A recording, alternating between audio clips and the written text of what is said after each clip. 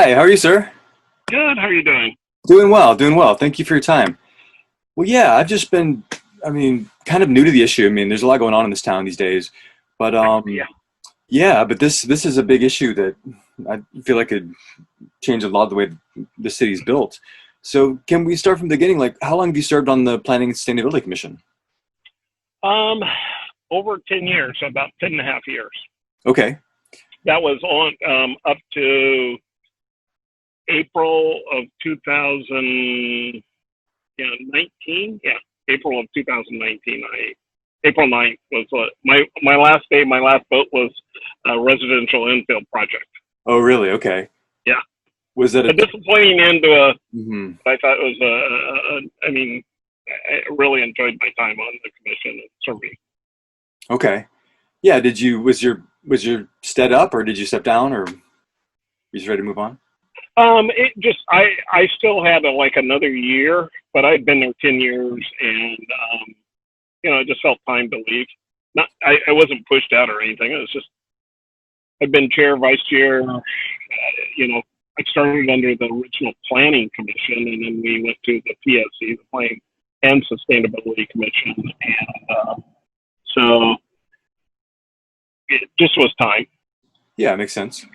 And that's your professional background is building development, or what's your what? No, my background, I have a consulting firm, and I Okay, do consulting um, under diversity. okay, interesting. Yeah. And so, where do things stand with the RIP vote? I guess you're still following it. I assume you're still following it. Yeah, my understanding is, well, just a little bit of history with the RIP. It started, geez, it's been 5 years ago now. Actually, yeah, and under Charlie Hales was the original idea when we were doing um, basically the comp plan at that time. One of the issues that came before us was demolitions Mhm. of houses. And the idea that demolition of houses, how do you prevent demolition of homes in residential neighborhoods? And of building, basically tearing down a small house and building like mansions and only getting one property out of that build Right. and or one home. And there was two issues in there. How do you get more homes in the if you're going to tear it down? And two, how do you just stop people from going in and tearing and building these big mansions and thinking about sustainability and things? It just didn't seem like a good match. Mhm. So Charlie Held said, let's think about how we just stop the tearing down of demolition of homes for the larger homes. And out of that was the growth of residential infill, because now you get to the second question. Well, what could you do on that property? How could you get more homes? So ADUs kind of came around, and it just kind of went from there. Okay. And they put off the vote. It was going to be. I think it's going to be later on in the month, I believe. Yeah, I'll get that. They've put it off, I think, 5 times now. Okay. Wow. All Yeah, right. Yeah. it just the fundamental issue is, my last vote was the four people of color and voted against it, and everybody else voted for it. Hmm. And the reason that the people of color voted against it was it was going to displace people, and the city said yes, but, and the but was, well, we can do something, we can help them, we can put resources to it, kind of the typical stuff. My response is, I've been around for 20 years around government, around this city government, and they've always fallen short in delivering on those promises with Mhm. resources. Money is a big resource. Mhm. And so there was no ironclad guarantee that council would follow through in solving the displacement problem. So the And yeah. Go on, sir. no, the other side is the original thought was this would produce a quote unquote affordable housing. I fought very hard and finally got council to agree, well, the commission to agree, and then subsequent council, that there is no affordable in this room. Yeah, it's hard to build There is, affordable housing. yeah. Go ahead. Yeah, it's hard to build affordable housing. It ends up being to the high end, it seems like. Yeah, well, not at the high end, but it's not in the affordable range that even, I mean, it's not even 100% in the 100% range. You're 110 to 120%. Mm-hmm. Okay. And that's not affordable. I mean, that's not impacting, if you're going to displace, because the people you displace are low income and minorities, which are in that low income area. And if you're going to displace them, at least build housing for them, right? As a byproduct of the zoning, but you're not even building housing that they can move into. Mm-hmm. And if you think about the history of minorities in Portland and being the displacement, people from north and northeast were displaced to the east. Mm-hmm. And where the displacement will occur is in the east. Mm-hmm. It's not going to occur inner city because they're all gone. Right. So the impact in the inner city is negligible. The impact in outer east or East Portland, and especially outer East Portland, is huge. That's where all the minorities move to. If you look at a migration map, which the Planning Bureau produced, that's where they all moved to. We recognized in the comp plan they were at risk, and now we put them even more at risk, or just, which means they're displaced. And we're charged to, as the Planning Commission and as the city adopted the comp plan, to mitigate those risk factors. And instead, they're going to pass RIP. Well, we'll see, but I think they're going to pass RIP that displaces even more people and doesn't live up to the comp plan. Right. Doesn't seem to fit the plan for it, and then the ethics of how the city is supposed to be run. Well, I think from my viewpoint is, and I said this before, the environment we're in today, COVID and all that, but why would you pass housing is a issue that we've called an emergency. Housing, we're spending literally billions of dollars to try to fix the problem over the next 20 years with all the bonds that we've passed. And that's to fix the known problem today, not RIP, the known problem of lack of affordable housing. Now we're going to exacerbate the problem. And we know that the amount of money we have today to fix the problem is insufficient. We admit that today. And now you exacerbate the problem and say you need more resources to do it. It just is not good business. It just doesn't make sense. And now today in COVID, when governments are going to be reducing resources, mm-hmm. why would you even consider adding something that costs the government more to save people in their homes? And that just seems like there's a disconnect of reality. The other side is the people that will be displaced with RIP are not people in apartments. There are people in single family dwellings. That is the holy grail of minorities and low income, to live in a single family home. Mm-hmm. That's the American dream.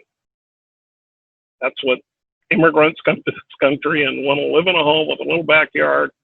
And, Americans may think that's bad, but geez, people strive all their lives at the low income level and minorities to have that house, to have that dream, because that means you've arrived in America. You got part of the beltway of America, and now we're going to take that dream away. Yeah. And that just seems, to me, it's wrong. It's just, we can do better as a society. We can do better in Portland, and I think the values of Portland are better than that. I mean, my 10 years showed me that the values of Portland are better than that. Yeah. Yeah, that's why I reached out, because I don't feel like this opinion, this very well reasoned perspective, has been really brought forward in this conversation. It's always been just more housing, more housing. So yeah, Yeah, we don't need more housing. I mean, the building lands inventory that was done for the comp plan, which was actually approved by LUBA, says we have enough, we have 125% of our need for the next 25 years. We're doing nothing, not even considering residential infill. We have more than enough housing. And if we want affordable housing, the best place to build it is where you have resources along the corridors. Go and rezone the corridors to put even more capacity. Where there's buses, there's no buses in neighborhoods. Right. There's buses, transit, the things that low-income people, if you're saying, if you agree that it's going to be affordable and people can stay in their homes and can live in these neighborhoods, there's no resources there.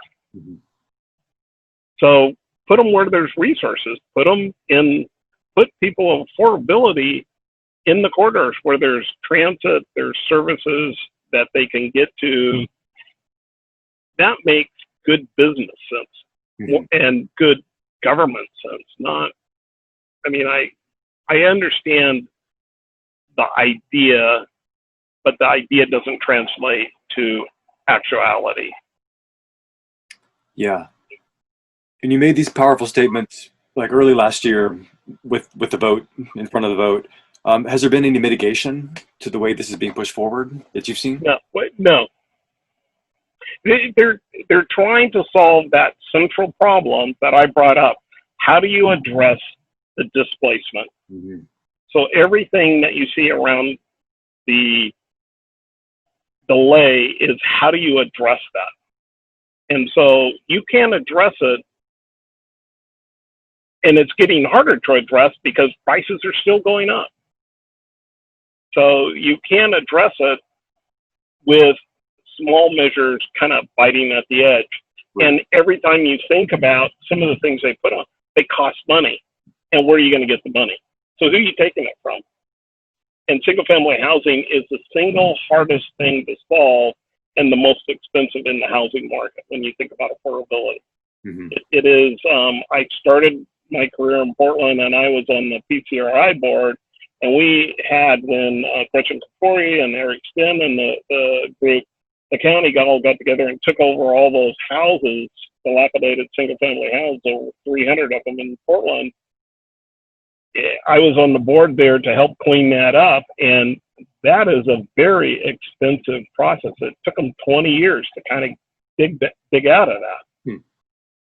And I mean, those homes were expensive to rehabilitate, to, you know, some of them we tore down. I mean, it just took forever to get there and get them so that people could live in them in a realistic manner. And that, you know, it was something that took a lot of capital out of the city. Yeah. And now we're going to go kick people out and say to someone, oh yeah, we're going to build a house at 120%, and if you can get in it. Well, East Portland is the working class neighborhood. Yeah. Yeah. So did you see the city's report on displacement? Did you have any response to that, or did you have time to check that out? I looked at it.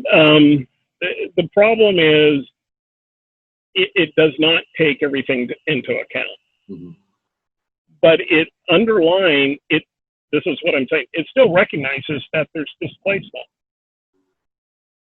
It just says, yeah, there's displacement, but you can mitigate it. Well, back to my central kind of tenet here. Well, where's the mitigation? And are you going to commit 5 councils to the mitigation? They can't. I mean, the current council can't commit the next council to any mitigation. They can, but the next council, as we've seen on a lot of things, you know, future councils go, that's not a priority for me, or I think you got to spend money elsewhere. or there's a recession or whatever. So, yeah, there's, you know, there's displacement. The theory is displacement is mitigated by this, but if you're still displacing people, you're just saying I'm slowing it down. To me, it's like, well, okay, we're not crashing 10 planes, we're only crashing 8. Well, there's still 8 planes crashing and people dying. Yeah. So you're better off, but maybe you shouldn't crash planes. Right. I mean, that should be the goal, not we're going to do less. And we're just saying, yeah, there's, and we can mitigate for that partially, and we're going to do less. So we feel good about that. So the report assumes mitigation. It assumes mitigation. It assumes that we're going to do less. And it assumes all this building of housing, residential housing that's going to occur. And so you're going to take people out of a single family house and put them in apartments. And it makes all these assumptions, and that's what reports do. But you got to build the homes, and if you're displaced before that home actually shows up, what do you do?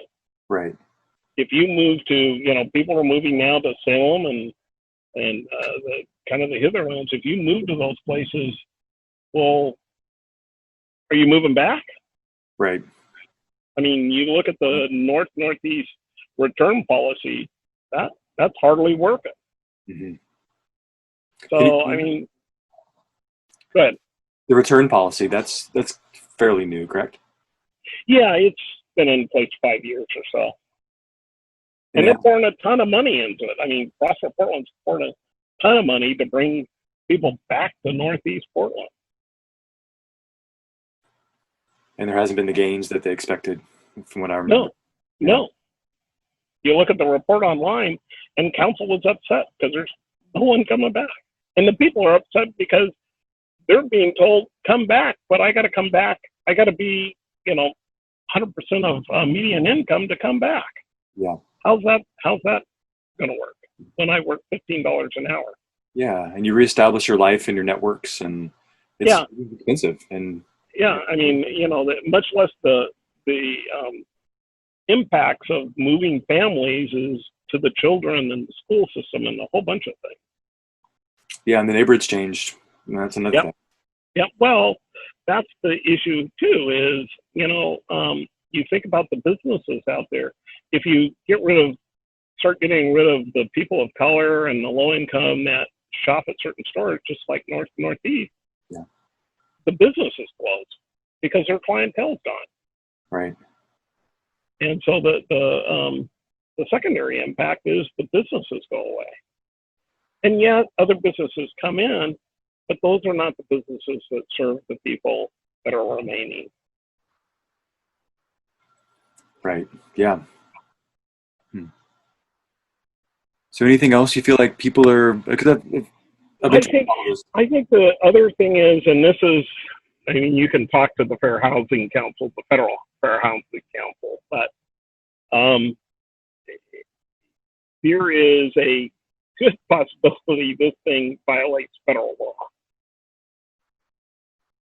And I missed that last part. Well, it violates federal law. Okay.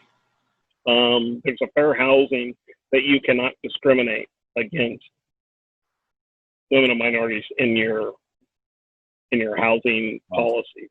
That's federal law. Mm-hmm. And the zoning may do that because it displaces people.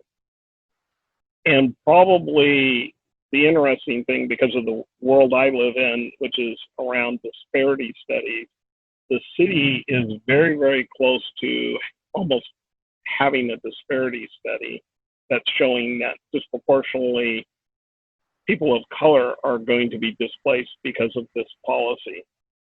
And that would violate a federal statute, in my opinion. I mean, I'm not a lawyer, but the fair housing folks did testify down in Salem that, the bill they passed down there may violate the statute. So it's written in a way that cities actually don't have to implement the state RIP if you don't want to.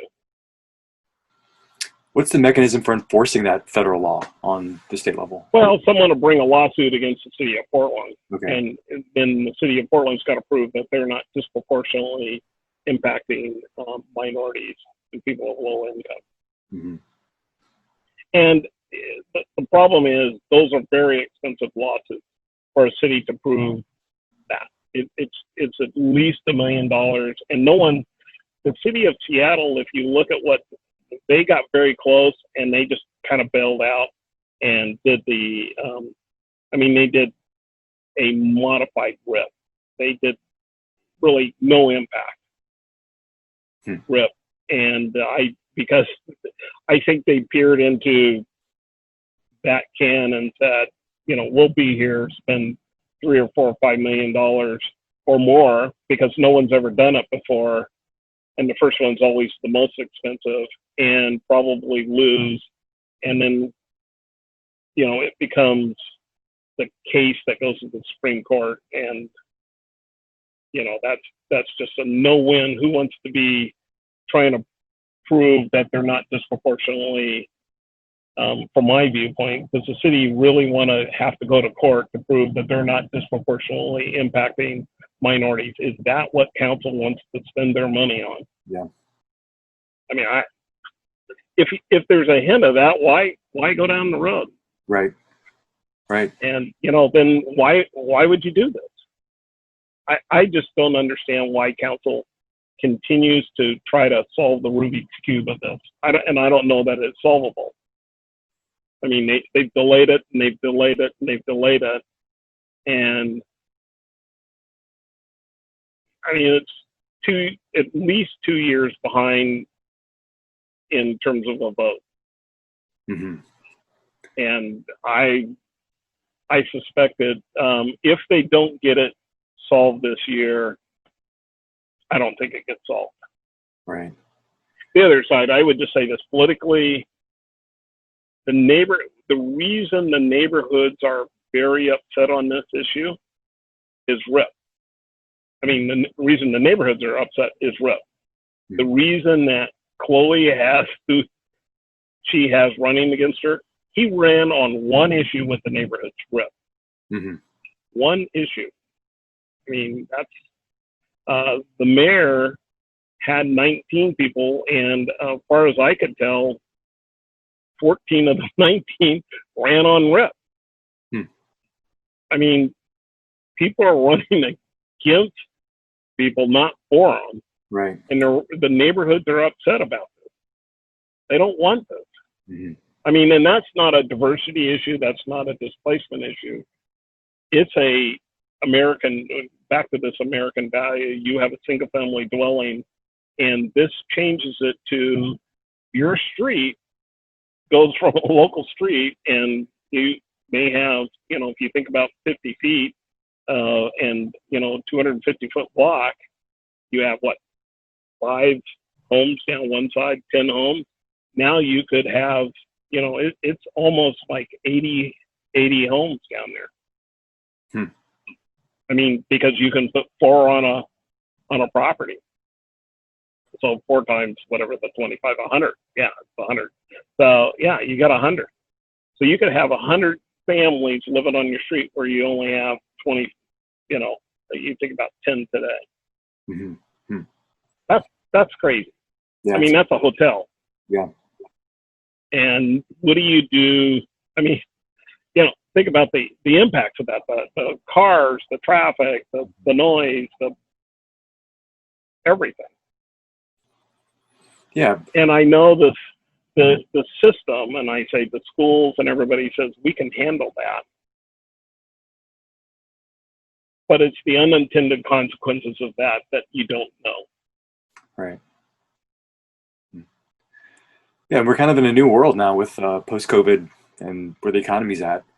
So do you have any thoughts on how, if it actually does go through, building would actually keep up with that, or how the building would actually work with? Well, I think building's going to go. I mean, because this, you think about the only reason this works is it takes a property where you had one house that was worth, let's say it's worth 400,000, and Portland, East Portland is worth 400,000.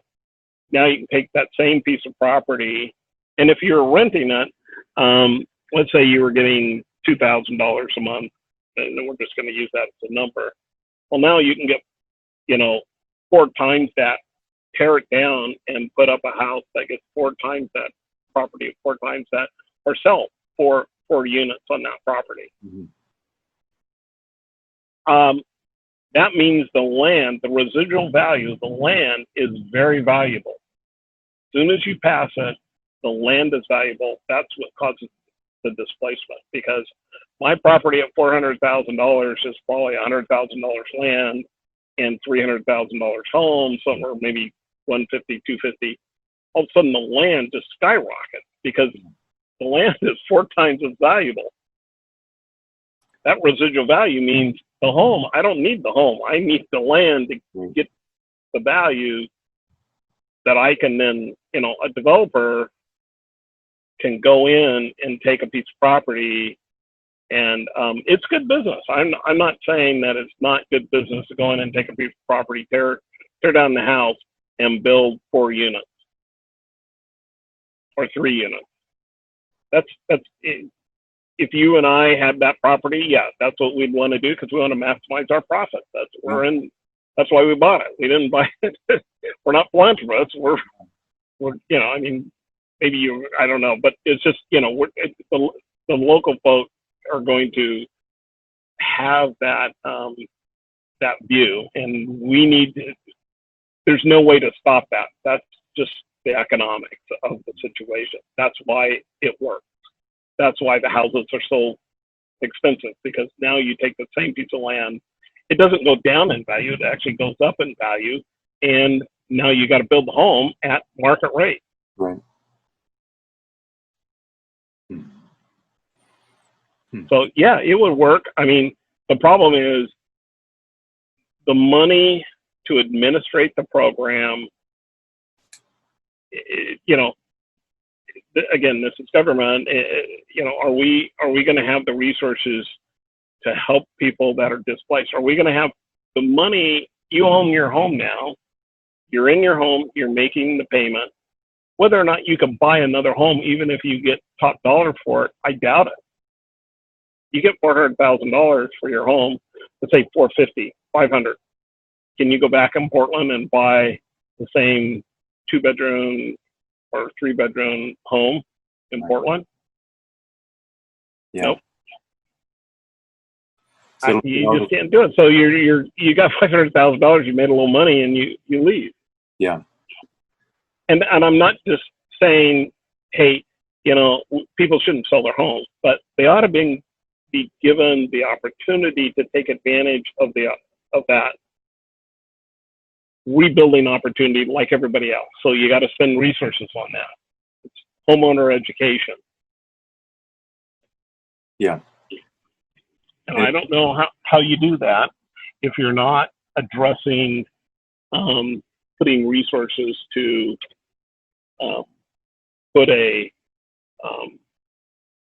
to have people out there educating them in mass numbers. There's a home education project, and it gets very little funding today. Mm-hmm.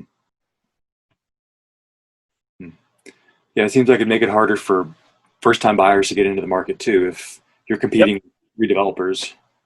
Yeah. Yeah. I'm competing against someone. I'm looking at it as a home. They're looking at it as a redevelopment opportunity. Yeah. So they've got more capital on the top end to invest because they have more. They're not looking at financing it over 30 years. They're thinking, hey, I'm going to tear this down, rebuild it, and get rid of it in a year or 2. Yeah. And if I've got to pay $5,000 or $10,000 more, that's fine. Yeah. Yeah, it's an important perspective, and I think it fits into the ethics of what we say we're trying to do in this town. Who's carrying that torch? Who's carrying on that torch on the Planning Commission? Is anybody? Um, I I think there's one person that is, but understanding that the planning commission has moved on. I mean, that's, it's in council's hands now. Council's saying that, yeah. And the leader, the chair of the planning commission now is an adamant supporter of it.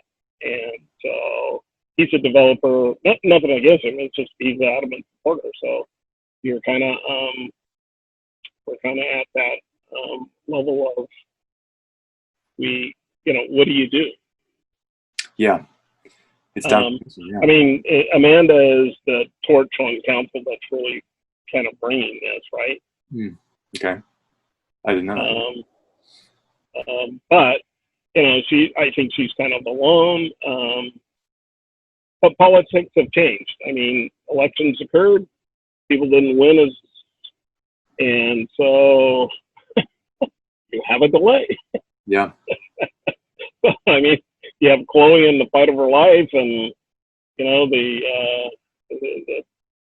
other people that are not as enamored with this as the previous folks that are on there today, and it's just a different council. So, and it's going to potentially be a very different council. I mean, no matter, depends on how this works, but there's the potential that this council could be all women and minority, which would be very unusual for the size of the city. Mm-hmm. It's probably going to be at least women and minority for 4 out of the 5. And if you look at Multnomah County, 9 out of the 10 are not going to be a white male. Mm-hmm. That's unusual for a metropolitan area. I mean, I haven't surveyed everybody, but pretty sure we're going to be one of the few, given that we're one of the whitest cities in the country. Mm-hmm. Large metropolitan area. Yeah. And so, it's what does Mayor Wheeler do if he's the only white male? Yeah. And yeah. RIP is a quintessential low-income minority issue. If you kind of expand the view, that people are, talking about justice and action of that's gone out of the Black Lives Matter and the policing issue to much broader issues. To me, this is one of the issues that they're talking about. Yeah, I haven't seen that point made in the media much. That's one of the reasons I wanted to talk to you. But I once I saw that clip from you, I'm like, yeah, that's an excellent point, and wanted to help spotlight it. Yeah. There wasn't a forum to have that conversation, but there is today, and people are, this is about justice. It's about how does this population get justice when you're going to eliminate an opportunity for them? And I don't know that they do. Council appears to be, they're going to do this hill or high water. They're just trying to figure out how to do it politically. And, the political will seems to be disappearing more and more, but it's hard to see that council still has a will to do this, but they still keep bringing it up. Right. And that council's directed by the mayor. Yeah. I just question, why would the mayor just keep bringing up and up and up something that clearly is now on the top of minds of individuals in the city about restoring justice to populations that have been not served well by government in the past. Right. And I'm not questioning his motives. I think he's trying to do what he believes is the best thing. But at some point, you have to say, take a look at the facts here and look at the things that you talk about and do those things in a realistic manner. Do what you say you're going to do, not what do the opposite. And it seems RIP is the opposite to me. Hmm. Yeah, it seems like we almost have a new council coming on. I mean, some people have called for a vote, like a public vote on this whole thing, but at least it would make sense to have the new council weigh in on it. Well, yeah, and it would, but you know, the new council's not for it. I mean, you just kind of look at people that have talked about it. I think, you know, you don't know who's going to win, but I don't think there's 3 votes after November. And so if you're going to do it, you have to do it then. You have to get to a solution. You have to solve the Rubik's Cube to get 3 votes. And because there's only 4, it's tough to get to a vote. Mm-hmm. And it's getting tougher because as you get closer to November, people are not. I mean, this is such a volatile issue in the neighborhoods. People are not going to want to, as politicians, in my view, come out and say, "Yep, I'm still for residential infill," because their opposition, the candidates that are running for re-election, their opposition are all against it. Right. So I think it becomes harder and harder and harder to get there, and I think it's sad that we live in a council can't make this decision, and especially in today's environment. I mean, I think 5 years ago, I don't give them a pass, but I think when we passed this, council had a lot of they had a lot of angst around it, and they even have more today. And in today's environment, I think it's one of those things that my recommendation to the mayor was kill this thing, or I propose an option at the commission that would basically put a moratorium on it for 5 years. And if council didn't live up to its commitments of all the funds and everything, then it would just pass away.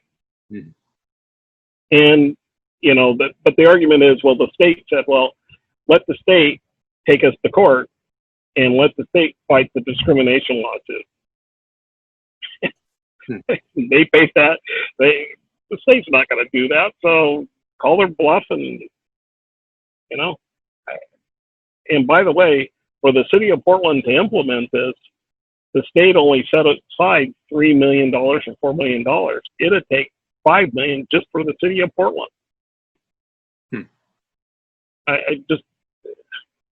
The disproportionality of the implementation of the policy is just amazing to me. But we continue down the path, and we keep trying to find a solution, and council gets close and then they back away.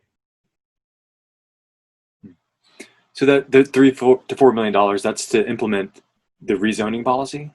The state the state of Oregon passed, well, I call state RIP, but they mandated that all of the cities above a certain size had to pass basically a RIP, a zoning that would allow 2 ADUs on every property. Okay. And to implement that, they passed, I think they associated $3 or $4 million. It's a very small amount. And that's money just to update policy? Yeah, just to help the cities update their zoning policy, right? To help them go through a zoning change, because it's a comp plan change. They have to go through to update their zoning to implement the state rule. And they have, 3 or 4 years to do it. Okay. But at the same time, I mean, there's a lot of cities that said no. I don't know what the state's going to do. I mean, it's a mess in my view. It's a mess. And yeah. And there's so much going on. People are just pulled in 10 different directions and don't realize it's such a big deal. Yeah. Yeah. The being pulled in, I mean, there's the priorities today, and this is always the case. The priorities today are much different than they were 5 years ago when this started. And back to my original kind of statement is, do you really need this today? Do you really need to go through this pain today? Are there not other priorities that are higher? Since you already have enough housing stock, could you not just say, yeah, we're gonna fix the original problem. We want to fix the original problem that people don't tear down homes and build McMansions. And that is honestly a very simple fix. It's actually embedded in the in this RIP, but you know, you don't want to try to strip it out then because it gets messy. You just kill it and bring back a simple, it is very simple piece of language, put it up for a vote, move on. And, you know, you got bigger fish to fry. Well, yeah, it's a complex topic, but I felt like this perspective wasn't really being heard in the discussion. So even though it is sort of late, I figured it'd be a good idea to have a conversation about it. So I appreciate your time. Okay. Anything else? Well, thank you. Yeah. No, I think that's good. I wish you luck. It is complex and it's tough. So good luck. Yeah. Thank you, sir. Well, great talking to you and have a great day. You do the same. Okay.